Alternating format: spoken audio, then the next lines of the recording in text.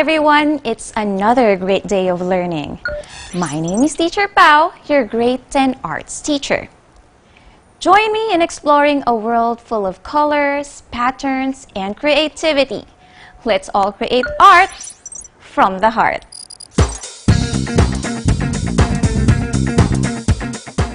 Now, before we begin with our lesson, let's try to analyze an artwork created by the famous artist Vincent van Gogh. I'm sure you've heard of that name before. His paintings and drawings include some of the world's most popular and most expensive pieces. But even though his works are considered as classic, they are also used as a reference in pop culture a lot of times. Take a look at this painting over here. This is the artwork that we will analyze. I'm sure you have seen this artwork before. On a t-shirt maybe? On a mural? On a bag? Basically, we see this everywhere. But do you know the title? Yes, it's Starry Night by none other than Vincent van Gogh. Let's start analyzing this iconic artwork. You can write down your answers on your notebook or just simply state your answers as I ask the questions. Let's begin with a description of this artwork. What are the things that you see in the artwork? Describe each of those things.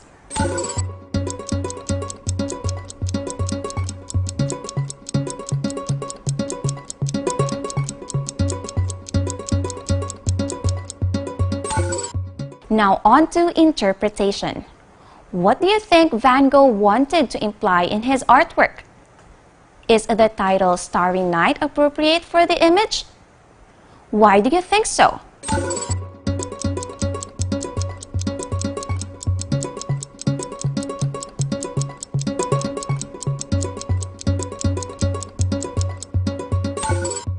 For analysis based on your prior knowledge from the past grade levels, what do you think are the elements of art used in this artwork?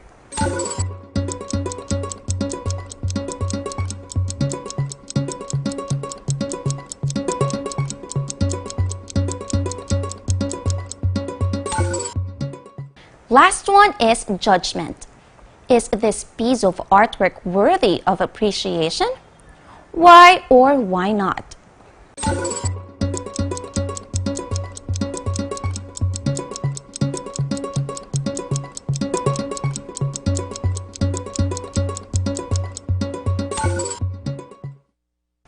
Now, there is no right or wrong answers here. I'm sure you've given a lot of interesting observations on the Starry Night. Good job, everyone!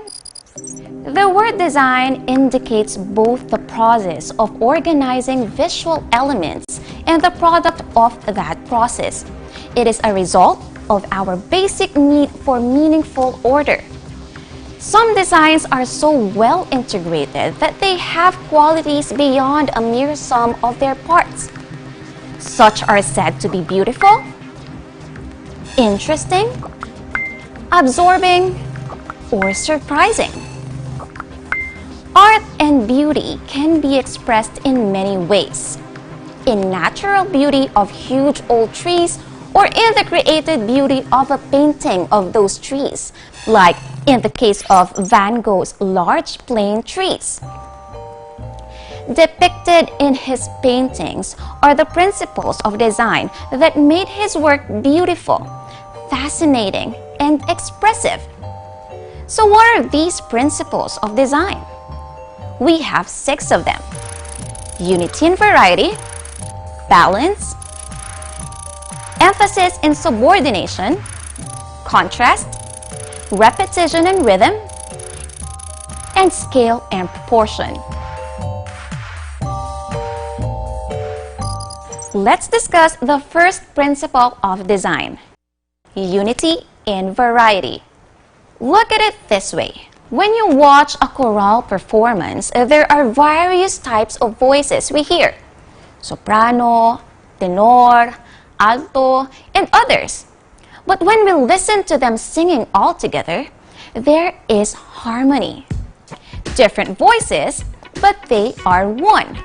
That's a perfect example of unity. Unity in art refers to the appearance or condition of oneness of an artwork. All the elements such as line, color, texture, and others belong together that result in having a coherent and harmonious whole. As variety provides diversity, yet it acts as a counterbalance to the extreme unity. Look at these examples from Jacob Lawrence. What do you notice? Each artwork has plenty of colors mixed up, as well as patterns, but it all looks cohesive.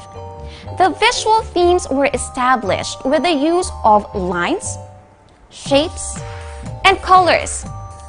The many figures and the objects and the complex compositions of Lawrence formed a unified design through the artist's skillful use of abstraction, theme, and variation.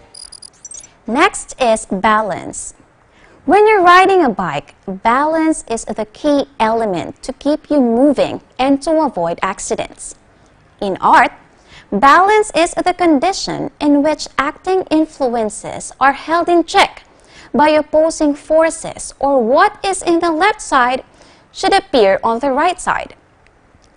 Also, in order to achieve equilibrium, the near or exact matching of left and right sides of the three-dimensional form or a two-dimensional composition is called symmetrical balance. The two sides which are not the same is asymmetrical balance. Look at these examples. In this image, you can see all the sides are in an exact match. This has symmetrical balance. While in this one, you can see that both sides are not the same. Therefore, this one has asymmetrical balance. Symmetrical balance can be seen on the wheels of the chariot in Giacometti's work in bronze, where there is a slim figure that serves as a vertical line attached on an elevation. On the other hand, in Haranobu's figure on a woodblock print, asymmetrical balance was achieved, with one figure sitting and the other standing. Third is emphasis and subordination.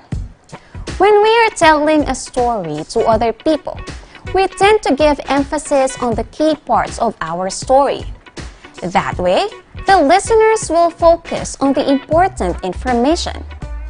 When it comes to art, to draw our attention to an area or areas, the artist uses emphasis. To create emphasis, position, contrast, color intensity, and size can all be used. Neutral areas of lesser interest are created by the artist through subordination to keep us from being distracted from the areas of emphasis. In other words, the artist wants us to focus on a certain area in the image, just like in this artwork of Joseph Mallord William Turner entitled Yacht Approaching the Coast. He wants to draw our attention to the yacht because it is the main subject of the image. That's why there were more details on that area of the painting. Next one is contrast. The juxtaposition of strongly dissimilar elements is called contrast.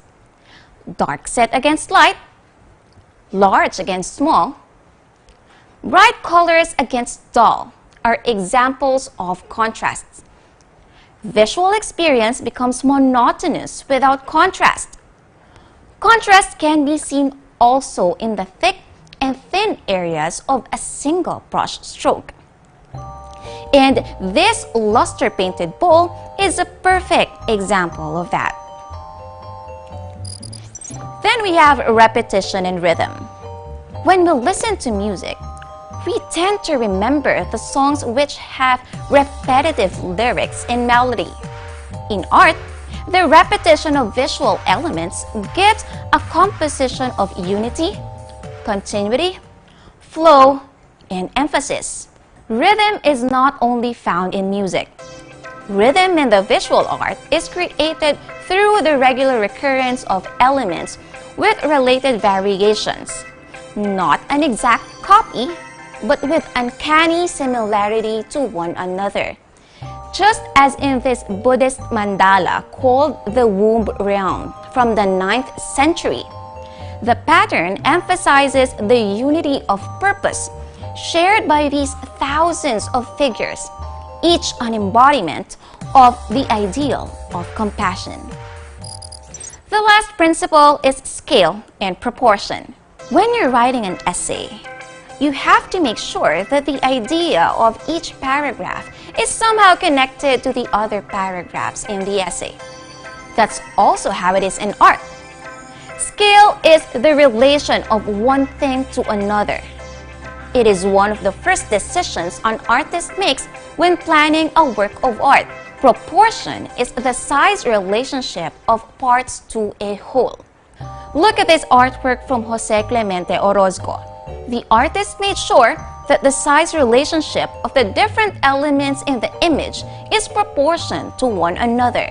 Speaking of elements, that is the next topic that we are going to talk about.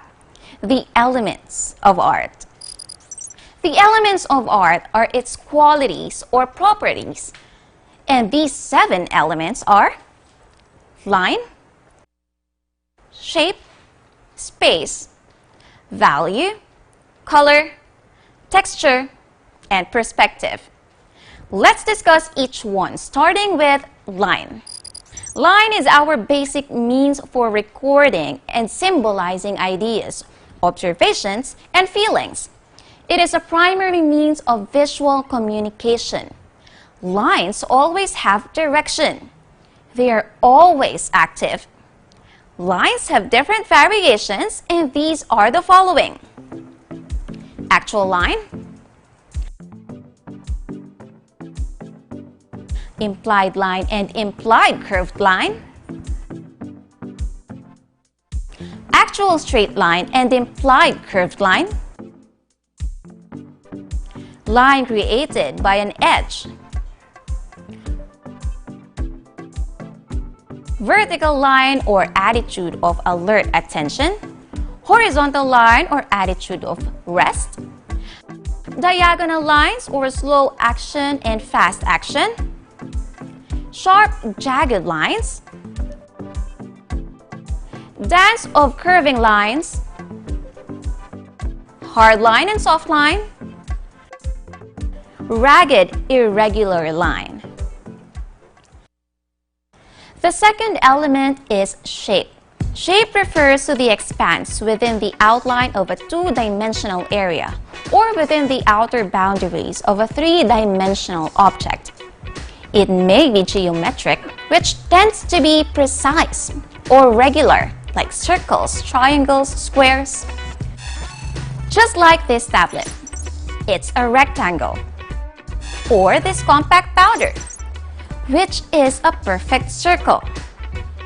On the other hand, organic shapes are irregular, often curving or rounded, and seem relaxed and more informal. Most common shapes in a human-made world are geometric, while most shapes in nature are organic.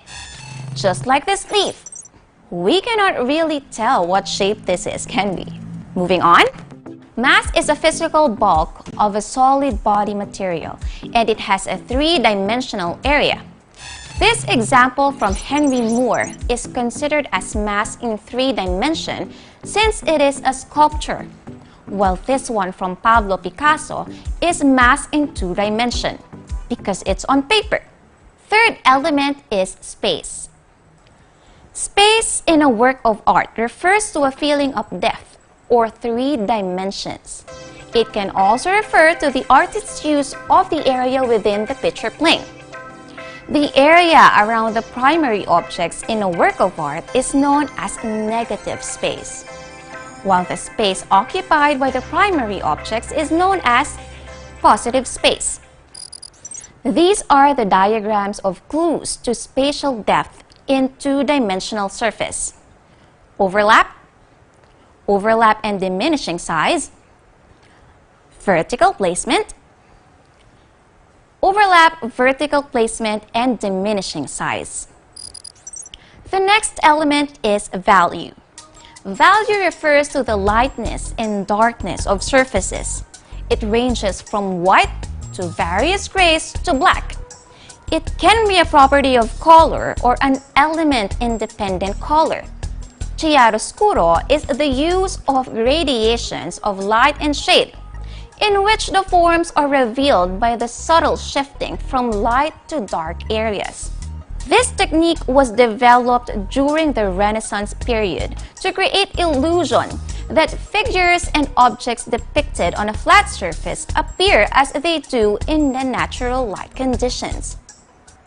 Color is the fifth element. It is a component of light, affects us directly by modifying our thoughts, moods, actions, and even our health. Color exists only in light, but light itself seems colorless to the human eye. The so-called color is the effect on our eyes of light waves of differing wavelengths or frequencies. Color has three properties. First one is hue, which includes primary hues like red, yellow, and blue.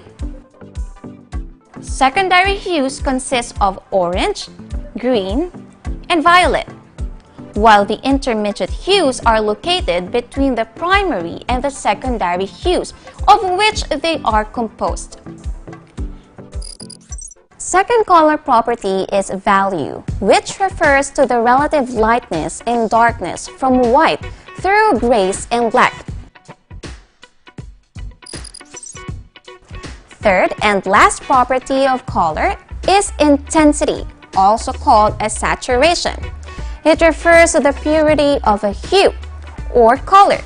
The pure hue is the most intense form of a given color. The hue at its highest saturation and the hue in its brightest form.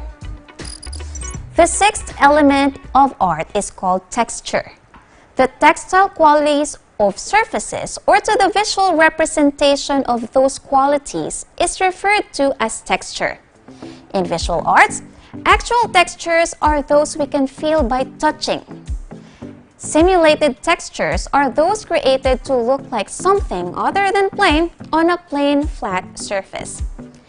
Painters stimulate texture, while sculptors and architects make use of actual texture. The last element is perspective. Perspective is point of view. In visual arts, it can refer to any means of representing three-dimensional objects in space on a two-dimensional surface, meaning a flat surface. It is a system designed to depict the way objects in space appear to the eye. In linear perspective, objects appear smaller at a distance because parallel lines appear to converge as they recede into the distance. And the last meeting of the lines on the horizon is called the vanishing point. Now that you've learned the principles of design and refreshed your memory about the elements of art, let's check how far you've done with it. Get a pen and a piece of paper and let's do an activity. I want you to evaluate the following designs and try to see what elements of art are applied. You have 5 seconds to write down your answers. Ready? Here's the first image.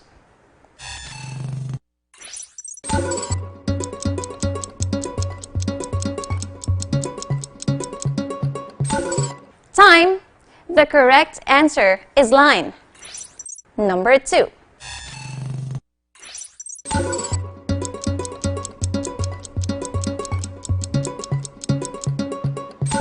The correct answer is perspective. Number 3.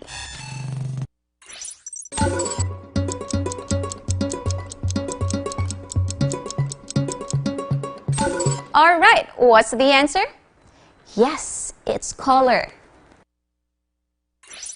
Number 4.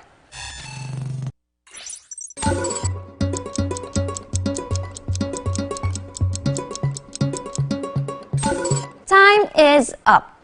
The answer is texture. Number 5.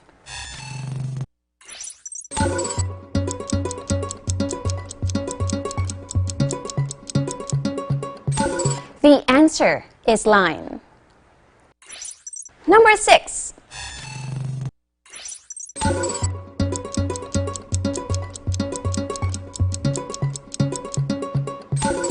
The correct answer is perspective.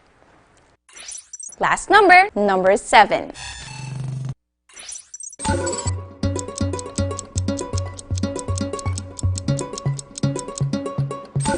And the answer is texture. Great job, everyone!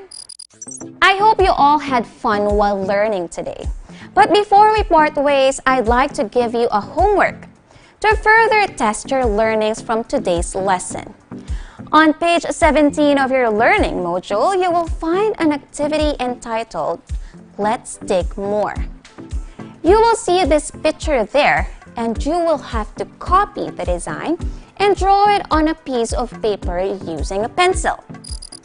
That's it for today. Don't forget to explore your creativity and remember to create art from the heart.